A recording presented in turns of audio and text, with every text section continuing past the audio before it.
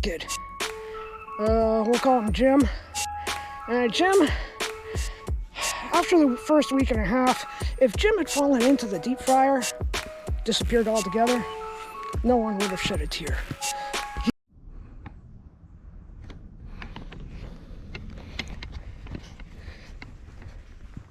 Hey guys, welcome back.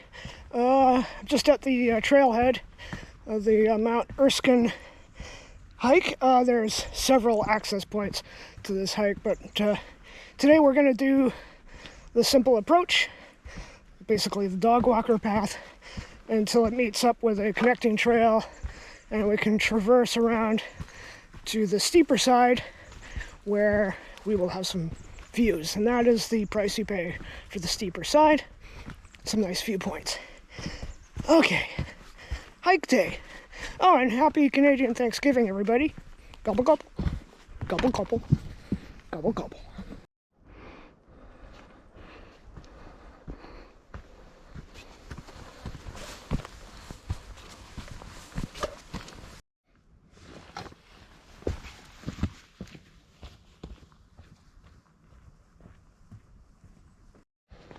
Okay, so if you're new to the channel, welcome.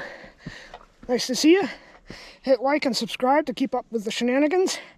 For those diehards that have stuck it out, I apologize for the lack of uploads this summer. I would say that everyone in the restaurant where I work is in agreement. It was a different kind of year. I don't know whether it was because it was so busy, the kind of people coming in, the demands.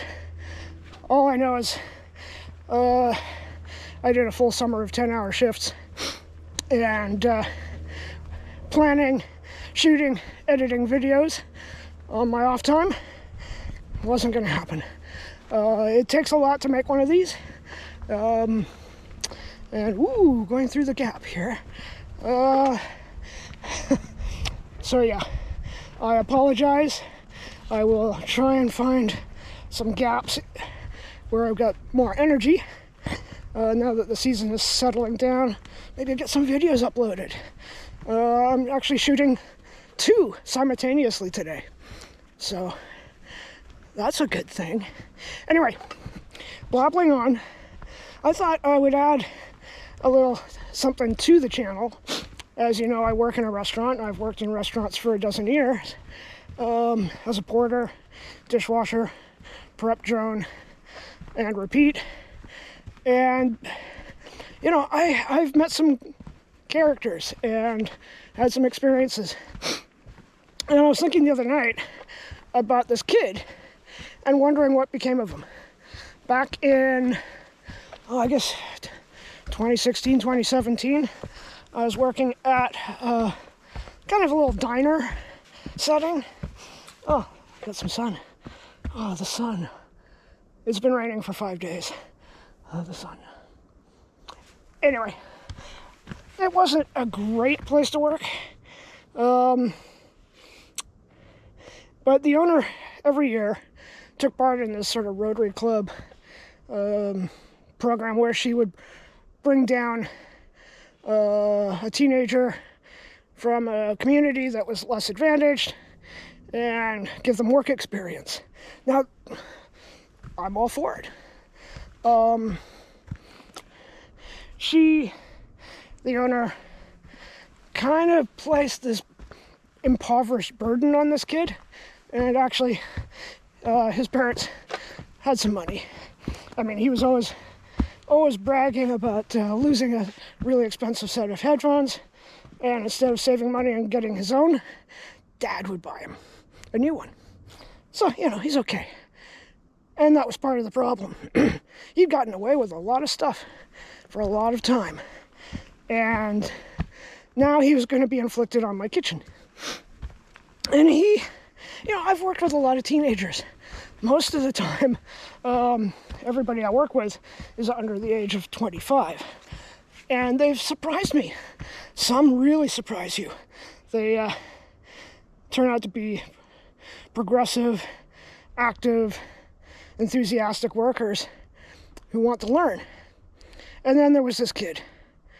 We'll call him Jim. And Jim, after the first week and a half, if Jim had fallen into the deep fryer, disappeared altogether, no one would have shed a tear. He was a little creep. He was nasty. He didn't speak much, but when he did, it was cruel. And he was a bit shitty to everybody. I don't know what kind of chip on his shoulder he had, or where he figured it's just part of the game plan. Piss us off enough that we'll get rid of him, and he doesn't have to work a full day. He never really worked a full day. I saw him out at the booth with his headphones on, eating French fries more than he was doing anything else. The owner abandoned him on the staff in the kitchen, and best place to put him, Dishpit. It's where everybody begins, and that's where he ends. Jim, this video is for you.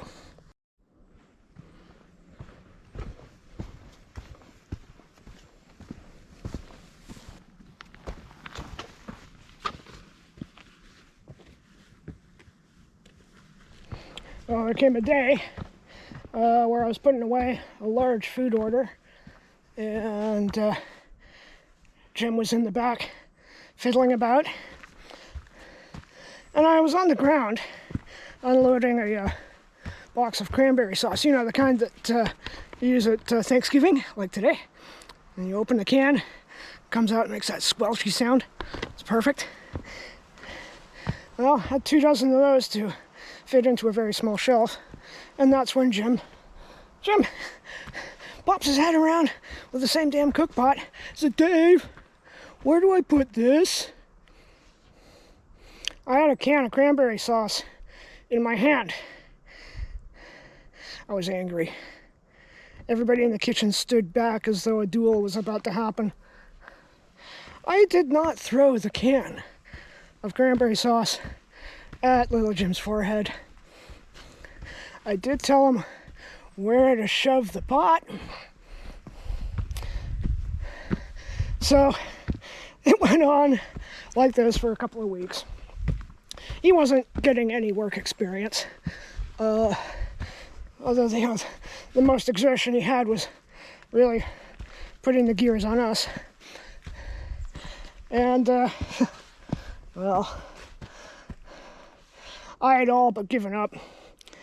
And one day I was doing a prep job, I think maybe, dinner potatoes, chopping them in half, lining them up on a tray, melted garlic butter, some herbs. So delicious. I love those potatoes. Have to sample them out of the oven, make sure they're safe for the customers. Delicious. And he's watching me, and for a moment, I saw something different. He looked at me different, and he started asking about cooking. And for me, that's press play. I'll start telling you about the joys of cooking. How a couple hours spent dicing veggies, to me, is the most relaxing activity in the world.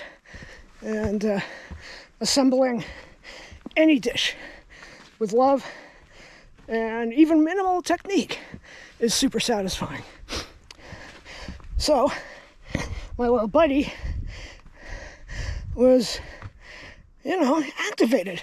I showed him how to use a knife over and over and over again. He tried to snip off his digits, but eventually he got the hang.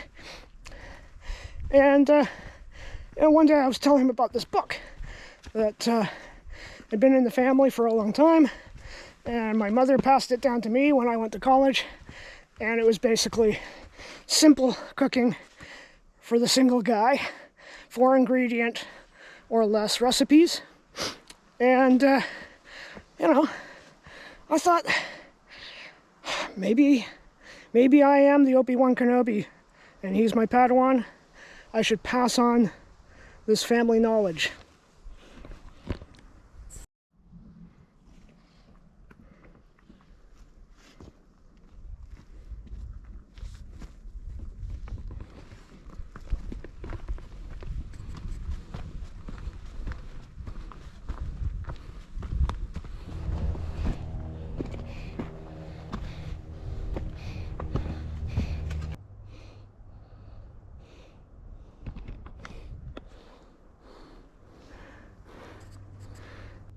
Well, the camera really doesn't pick this up, but it's fairly decent incline to get to the sunny spot. But that's a beautiful lookout point, so we'll get there momentarily. And when I catch my breath, we'll continue on the story of Jim and the cookbook.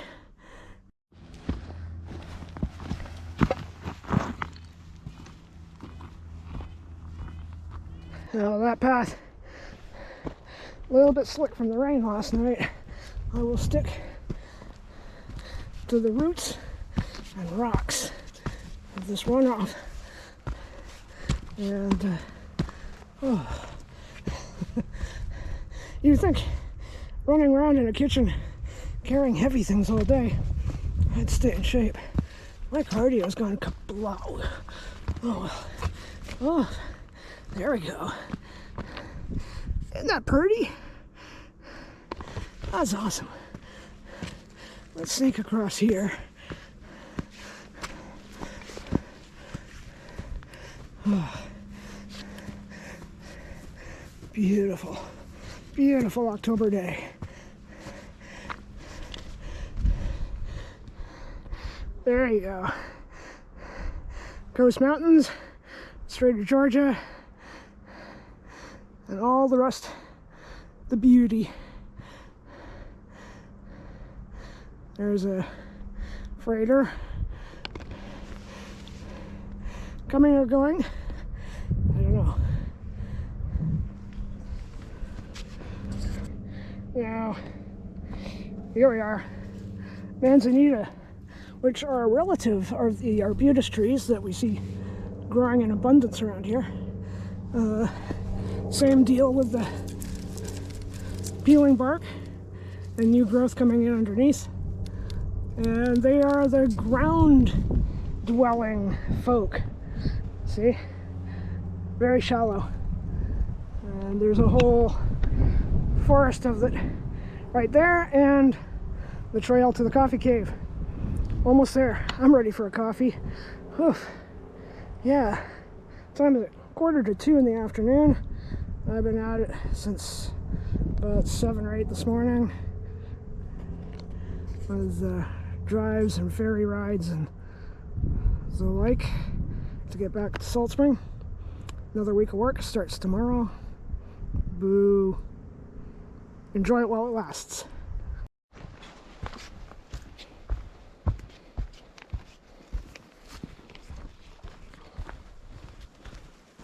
A bit of a scramble coming up. Not too bad.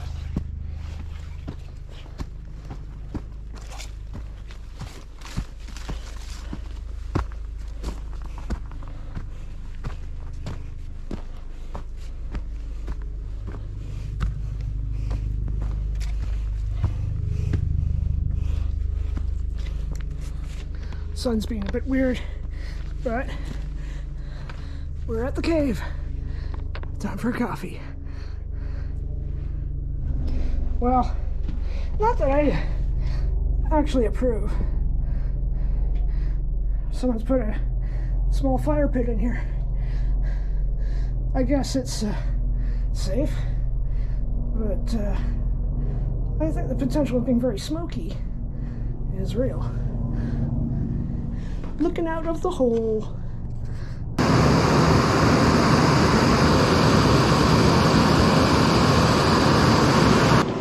I forgot my spoon, but you know, I can stir my coffee with a stick. That's a perfect coffee stick. Well, while the water's boiling, let's talk about our little friend. Now, after a few more days, he seemed to come around quite a lot, and I offered to bring him the book on the grounds that he actually use it, that he pick 4 or 5 recipes, learn how to do them off by heart, because if you can cook 4 dishes for your family and friends with confidence, that's more than a lot of people can do. And I told him the importance of the book. It was a family heirloom, and he couldn't just, jerk me off with it. He actually had to take it to heart. And he seemed earnest and sincere, and I brought him the book. And the next thing I know, he's out there not eating his french fries with his headphones on, but he's actually browsing the cookbook. He left because his billet had enough and he was sent back. But did he take it to heart? Did I get through to this kid? I don't know. I'd like to think that, trial and error and dripping a little water on that stone every day, he came around. And when he got home, instead of forming a divot on the sofa, he actually got in the kitchen and started chopping some vegetables for himself. We'll never know. Anyway, yeah, I'd like to think it went well for him. I have to. And maybe he proves me wrong. Maybe he proved everybody wrong. And one day I'll walk into a restaurant, Chez Jim, and he'll cook me up something from that book. All right. I'm going to have a coffee and slowly make my way back down the mountain. Until next time, guys, eat well, be good to each other, find your own cave, find your own way, and grab a favorite cookbook and cook a meal for yourself. Like and subscribe, guys. See you next time.